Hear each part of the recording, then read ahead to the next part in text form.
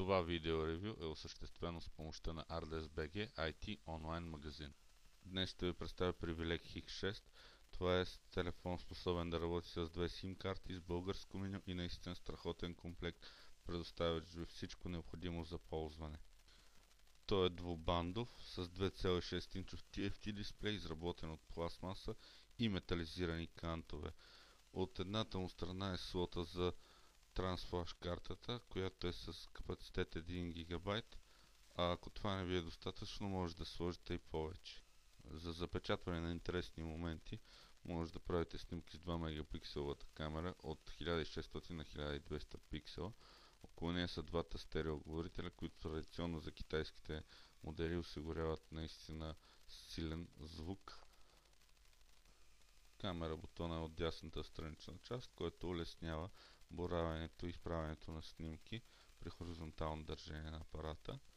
Това е номеричната клавиатура и бутоните за управление, които са лесни за боравене. Също отстрани се намират бутоните за увеличаване и намаляне, а отгоре е конекторът за зареждане.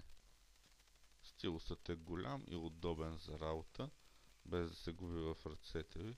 Това позволява лесното боравене като цяло с апарата и тъчскрин дисплея. Нека разгледаме менюто и софтуерната част по апарата. Виждате, той е на български. Лесна навигация с 4 таба, с по 4 икони във всеки таб. Удобно и интуитивно за работа, подобно на предишни модели с две SIM карти.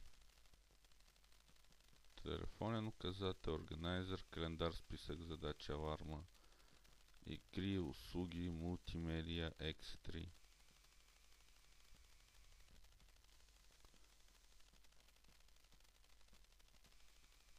Бързи бутони, настройки, файлов менеджер,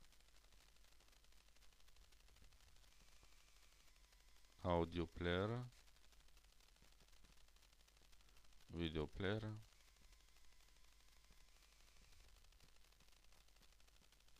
разбира се, може да гледате както така, така и в full screen, на целия екран, в хоризонтално положение.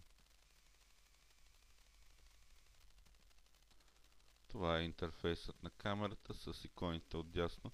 Може бързо и лесно да настроите най-често използваните функции. Телефонният указател. Менюто с съобщения, мултимедийни имейли, SMS, органайзера.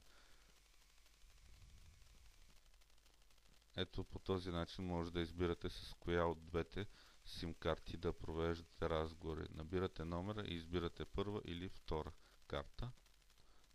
Това беше нашето кратко видео ревю. Ние от екипът на ArDeskBG благодарим за вашето внимание.